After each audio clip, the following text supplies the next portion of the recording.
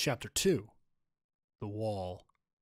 Close Encounters of a Ghoulish Kind. I awoke from my uneasy sleep. My face was dampened by a cold sweat, and the faint smell of smoke seemed to linger in my nostrils. My cheek was stinging as Crosshair stood over me, his orange eyes staring back at me intently as he kept a hoof over my mouth. He lifted his hoof to his lips, making a shushing motion, and began creeping away. We'd taken refuge within a ruined little shop, the kind that bore a family's name on the front. In this case, the name Cutter had been written on a rusted sign. I didn't dare get up. Crosshair could move silently, but my power armor would be far too noisy for stealth. Instead, I levitated my damaged helmet over to me and slid it back on. The small warnings were still there, but I did my best to ignore them as I watched Crosshair. The zebra's coat seemed to help him blend in with his environment. His features almost blurred as he was in the shadows. With my helmet now on and fully active, the built-in EFS showed 3 red blips just outside of the building. I was guessing 3 ponies, maybe zebras, if my new friend was any indication. There were probably more zebras in the surrounding area, possibly friends looking for him. I glanced at Crosshair, who was spying on the hostiles outside, and I mentally faced-huffed when I realized I had his rifle in my saddlebag. I reached into the saddlebag and pulled out the rifle. Crosshair watched me with a frantic expression. I didn't know what he was hinting at as I levitated the rifle over to him. He crouched down and leapt forward. A series of bullets punctured the walls where Crosshair had been crouching. I now realized why he had looked panicked. Magic glowed when I had been levitating the weapon over to him, alerting the hostiles right outside of the building. Releasing the weapon to Crosshair's waiting hooves, I scrambled up and steadied aim at the door. Without warning, it slammed inwards, splinters of wood flying everywhere. With a few metallic sounds, a grenade bounced in, coming to rest just outside the settling refuse. Curses flying unbidden from my lips, I sprawled out over the floor and away from the explosive. Even with my helmet, the explosion in the entryway was nearly deafening. Shrapnel, both of wood and metal, shredded into the walls and the ceiling. Lifting myself up, I had just enough time to look back at the smoldering entrance before the Earth Pony came rushing in, assault rifle spraying into full auto. Jumping in between the unarmored zebra and our attacker, the few bullets sprang almost harmlessly off of my armor. I felt Crosshair rest the rifle atop my helmet and use it as a firing position. His rifle sent out 3 incendiary bullets. They struck their targets and sent the attacking pony screaming into the night, his coat aflame. Crosshair stopped leaning on me and began adjusting his rifle as I began walking out of the missing door. I felt Crosshair's eyes on my back, and for a second, I was gripped with the insane notion that I was about to become a char-grilled pony. I chastised myself as I walked out of the door and looked around. The yellow burning pony lay dead, and 2 others were hiding behind an overturned wagon, my EFS showing them as yellow rather than red. Crosshair stepped out and seemed to spot the 2 ponies taking cover. He shouldered his rifle, taking aim and licking his lips. "Night, Crosshair! Just what do you think you're doing?" Crosshair looked at me, giving me his best, "you can't be serious" look. "I am ending these 2 miserable ponies who sought to end our lives. Did you expect me to heal them?" I sighed in frustration. Crosshair made a very valid point. "They're showing up amber on my EFS. We should let them go. We kinda need to conserve ammo for Wintertrot." The zebra had an odd look on his face, like he had a bitter taste in his mouth. He evidently didn't enjoy letting these ponies go. "Are we going to make practice of letting potential assaulters live?" he asked with a potential look that he said sarcastically. "Ones that may think of avenging their friends." His eyebrow hadn't quite lifted off of his head, but he was making a very valiant effort. We won't avenge Buckaroo. Honest," one of the would-be raiders cried out. "Yeah, what he said," a twitchy and jittery Earth Pony stuttered out as she took the bold and really dumb move of standing up with a grenade in her mouth. I pointed the zebra rifle at the ground with my magic, holding it in place. "My friend over here really seems determined to shoot you. Might I suggest getting a move on, please? Oh, and if I catch you 2 acting like raiders again, I'll put a grenade up your ass and pull the pin." As the 2 grateful raiders galloped off, I held Crosshair's rifle in place until they were out of range of my EFS. I took this time to properly examine my zebra companion. He had a black and white striped coat like all zebras. His tail was solid black, whilst his mane, which was a traditional zebra mohawk, except he kept it short, like a buzz cut. His glyph mark, as zebras call them, was a small swirl, surrounded by a circle with 4 lines going through it. Crosshair noticed my pause and gave me a curious glance, prompting me to speak again. I apologize, Knight Crosshair. This is still a little new to me. Crosshair nodded, an eerily calm expression on his face. My horn lit up and opened my steel saddlebag. Also, I want you to wear this. I levitated out a soft metal suit that I had managed to pack back on the transport. Crosshair took the suit and examined it with a keen eye. He turned it over and over before giving me an approving look. This is reconnaissance armor. Light, yet hardy. Crosshair held the gunmetal gray suit up, like it was some kind of bizarre mollusk. I watched as he tried to squirm and slip it on. Here, let me show you how to put it on. I undid the straps around the legs and chest, allowing the zebra to slip into it. The suit clung tightly to his body as he examined how it helped him move more silently. There's, no helmet for it, I added rather sheepishly, as Crosshair practiced some bucking with his hooves, lost in a world of his own. I'll just let you get used to your armor then, I added as I turned away, as I began to search through the barding of the burnt and bloody dead raider. The first light of day illuminated the boundary between Wintertrot and the wasteland. The cold and lightly frosted tundra ended, and an endless field of dirty gray stretched out before us. I lifted a clump of the slate-gray substance, and I watched it compact into a semi-solid lump in my hoof. It is snow, you silly ranger. Don't tell me you haven't seen snow before. Crosshair added with an amused smile on his face as he watched my fascination with something he likely considered mundane. This was snow? Real snow. The first sign of weather besides lightly irradiated rain of Equestria. Perhaps Wintertrot still had seasons. Or maybe it lived up to its name and we were about to trot into a permanently winter landscape. The snow I had picked up was half melted by the time I put my hoof back down. I wordlessly began walking forward, Crosshair following close behind. Walking along the snowy landscape was a hazardous ordeal. I realized how easy it could be to fall and trip on debris buried in the snow. I went over twice, after tripping over jutting pieces of wreckage concealed by the odd substance. To add to the hazard, a snowstorm decided to kick up as we continued towards Wintertrot, making me briefly considering to turn back. But that would mean we'd have to walk back, besieged by a snowstorm. The cold winds did nothing but give me brain freeze as my exposed horn and a small portion of my scalp were exposed to the elements. Crosshair seemed to be at home in the cold weather, which I considered odd since zebra were from much warmer climates. Perhaps he was from Wintertrot. I knew I would have to pop the question, but exactly how eluded me. I swear my horn was starting to freeze up, the core of it seeming to be painfully brittle. I directed Crosshair to look for some shelter and channeled magic through my horn, hoping, in vain, to keep it warm. While waiting, I dug through the snow-covered ground with my armored hooves. It was an interesting diversion, which unearthed a few frozen treasures. When Crosshair saw me digging, his eyes nearly bulged from their sockets, and he started to shout something.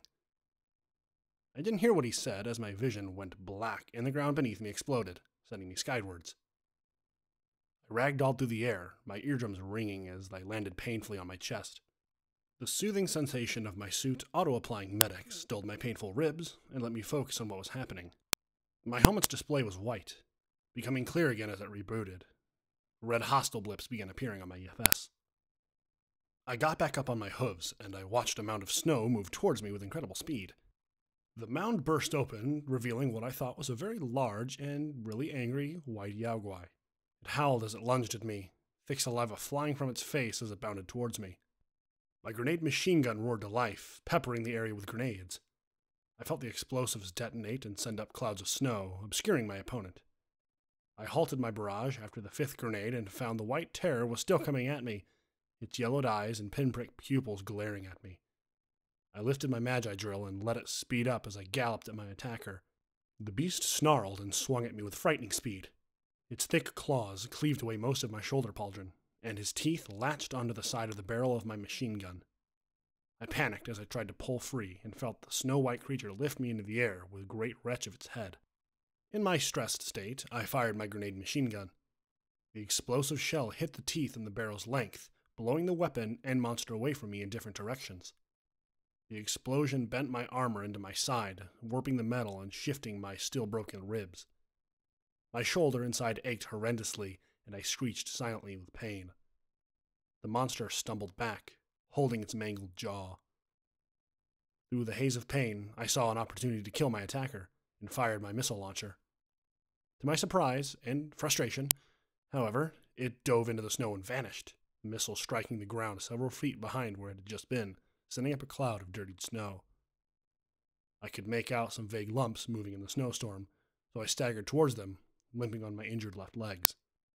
Crosshair was locked in a deadly dance with another of the monsters. Seeing this one from a distance, I recognized the creatures as hellhounds, vicious descendants of diamond dogs. This one's long, blade-like claws swung in quick arcs as it tried to slice open its striped quarry in half. The zebra was barely keeping his hellhound at bay with the combination of ducking and weaving between its wild and ferocious sweeps. My own attacker was likely waiting to ambush me again, but rather than wait for him, I stumbled closer to Crosshair's own skirmish. Crouching low, I positioned myself so I was on the blind side of the hellhound's vision as I readied my missile launcher, feeling a fresh missile slam into place. I did my best to aim for the hellhound's back and fired. The air was pierced by a great, painful keening as the missile impacted against the hellhound, bringing it down to its knees. Crosshair took advantage of the crippled hellhound, dashing around the heaving monster and scrambling up its back. The hellhound tried to bat him away, but the zebra was faster, dodging the wild strikes and positioning himself on the injured monster's back. Crosshair was twisting his hooves, wrapping his hind hooves around its neck, and he began slamming the hellhound on the back of its skull. The white beast cried out in fear and pain. Bloody dents began appearing where the zebra's hooves struck. I didn't have time to admire Crosshair's hoofwork as my own attacker was returning, the ground vibrating beneath my hooves. I quickly levitated a healing potion into the intake slot before I leaped forward. The snow erupted behind me, giving me just seconds to turn to the right and fire the missile pod. The missile launcher UI flashed in my EFS, reminding me I hadn't reloaded it, having been too engrossed watching Crosshair fight.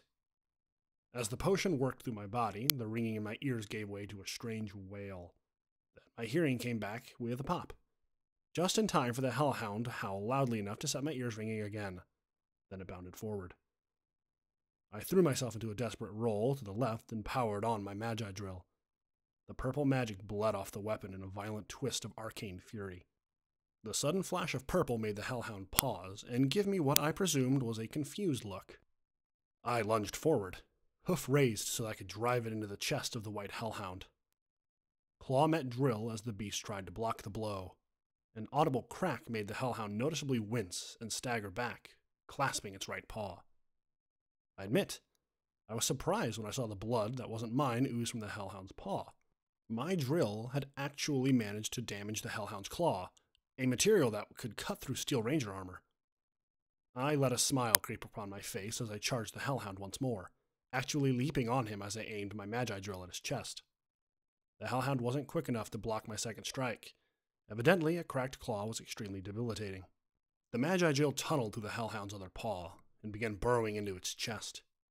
Hot steam arose as the beast's flesh was cooked and charred by the arcane tool that was hollowing out its chest.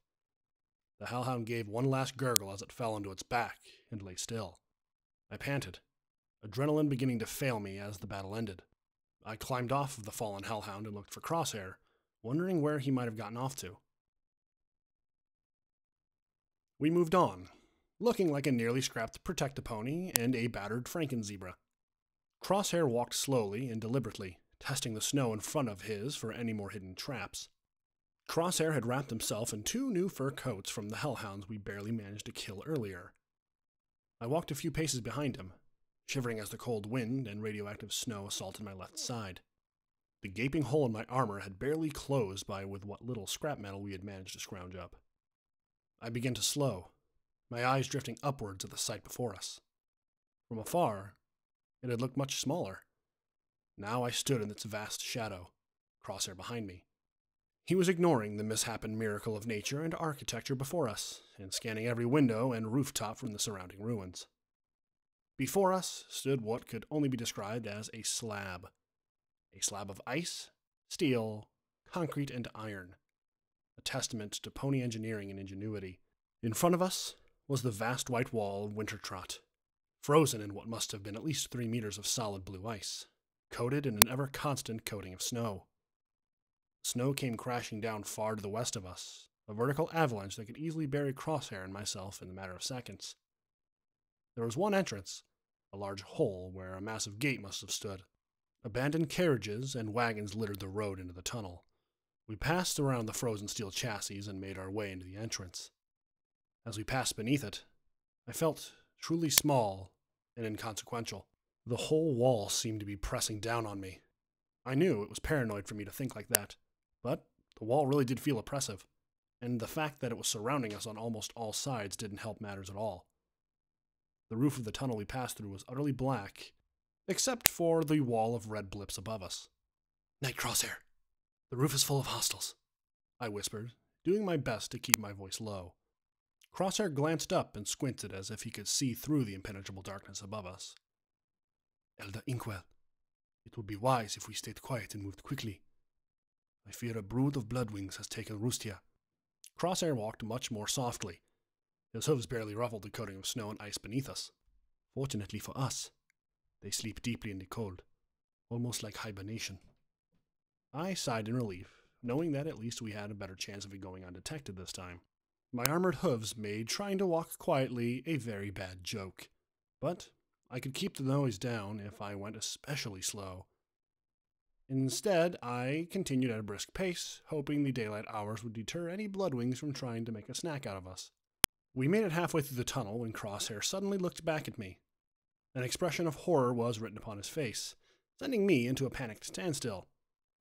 Then I noticed he wasn't so much looking at the entirety of me, but at my currently resting forehoof. Looking down, I may have peed a little inside of my armor. I could see the outer lip of an EMP mine. If I were to lift my hoof, it would go off and shut down my armor until it could be hard-booted, making me a sitting duck. Crosshair trotted over to me and pointed to my other hoof. "Lift your hoof, Elder, and I just might be able to save your life." I lifted the armored hoof and nearly went off balance, since my Magi drill and missile launcher were both on the same side. Crosshair halted my fall and examined my hoof carefully. Small beads of sweat dotted his brow as he struggled to hold me up. He lowered my hoof back down and walked over to my side.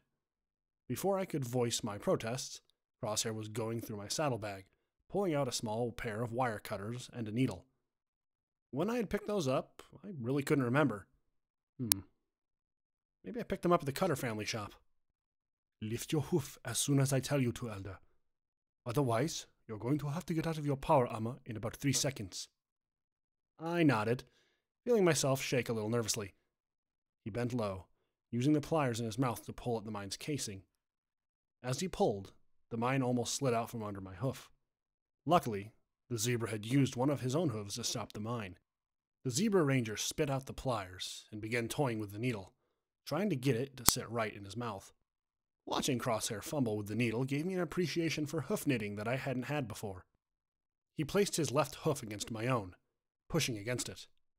"Now, Elder." My hoof lifted and I pivoted around as I prepared to turn and run.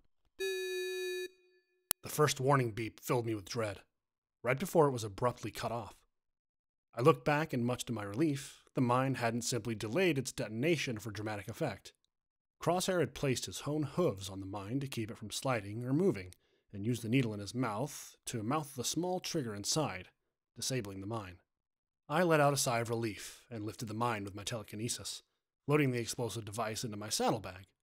I figured it could come in handy, possibly as a barter material against robots. I was about to thank Crosshair when his eyes widened and made frantic motions for me to duck. I ducked down quickly and felt the air around me grow increasingly colder. Soft, squishy sounds could be heard as something walked down the tunnel behind us. A luminous blue glow emanated from our unexpected guest. A small indicator in the left-hand corner of my vision warned me that I was being exposed to radiation. The footsteps stopped on the other side of the carriage we were hiding behind. Crosshair silently moved his hooves as he began to creep around the carriage. I followed suit, my steel-clad hooves muffled by the frost coating the ground. A low, guttural hiss seemed to surround us as the footsteps drew closer. My fellow ranger slipped behind some crates that had spilled over out of the wagon. I followed suit, moving as quietly as possible. I leaned against the crate, letting out a breath I hadn't realized that I was holding. My helmet informed me that the yellow blip was drawing nearer, but I didn't need it to tell me that, because the radiation meter began to tick again. I wasn't safe, not with that gaping hole in my armor. Crosshair wasn't faring any better. I could see him sagging, an exhausted look on his face. I would have been surprised to see Crosshair fit and ready, given our hunter was generating an insane amount of radiation, at least 10 rads per second. We couldn't afford to wait any longer. I floated out a radaway from my saddlebag and hoofed it to Crosshair. I waited, just until the glowing blue rad factory was close, and clambered over the crates. My magi drill whirred to life as I galloped forward. The mouth of the glowing pony shrieked when it saw me, its rotten flesh seemingly tearing and healing itself. A blue wave shot out from the feral ghoul, sending out a pulse of radiation. It passed over me, leaving a cold, sick feeling in my stomach. I didn't break my stride, hefting my magi drill up as the ghoul tried to smack me with one of its own rotten hooves. My drill plowed into the ghoul's left shoulder, black blood and rotten tissue being sprayed everywhere. Before I could drive it in deeply, the ghoul's right hoof connected with my head, leaving my ears ringing as I staggered back. "You blue bass!" I was cut off mid-sentence as the blue ghoul slammed into me, its hooves raining down blows on my helmet as it tried to break through the glass. Cracks began spreading across my helmet's HUD, and it went offline as my vision was ruined by the pounding on my helmet. I thrashed desperately, powering on the drill once more as I swung with my right hoof. The magi drill collided with the ghoul's skull, splattering my helmet with black blood. I grasped my helmet with my magic, releasing the clasps that locked it, and pulled it off. The helmet reeked like sewer water mixed with a dead body. I gagged and turned back to Crosshair, who was draining a small bag of Radaway. "Night, Crosshair! Are you okay?" The zebra nodded, shuddering as he took rasping breaths. Was the taste of Radaway that foul to him? Before I could ask, Crosshair was running over to me, a worried expression on his face. "Elder Inkwell, are you okay? Do you feel numb anywhere? Cold? Dizzy, perhaps?" In truth, I felt absolutely exhausted. Probably radiation sickness from that feral ghoul. "I'm fine, Cross. Perfectly. The words died in my mouth as I tried to lift my right hoof. Only it felt like I was trying to lift a lead weight. I looked down. My eyes widened in shock when I saw my entire right hoof was coated in a layer of ice. A ridiculously thick layer of ice at that. Crosshair tapped on the ice, making a dull clicking sound. "We have to leave right now. We're lucky all that noise didn't wake the bloodwings." I glanced up at the ceiling, seeing only a solid wall of black. "Come, Elder. We're halfway there. We mustn't stay any longer." I groaned as I had to drag my frozen leg, Crosshair standing on his rear hooves and holding his assault rifle aloft. My leg made a dull clunk each time it impacted the snow. We walked in silence, Crosshair carefully watching the road ahead for any more surprises. I considered putting my helmet back on, but scrapped the idea when I saw the ghoul's blood had soaked into my helmet and a frozen layer of ice was formed. I made a mental note to avoid fighting these ghouls in melee if at all possible. The exit loomed nearer. I let out a sigh of relief and wondered how I was going to get my hoof free. "Oh, cocknoodles!" The hiss announced the arrival of a ghoul.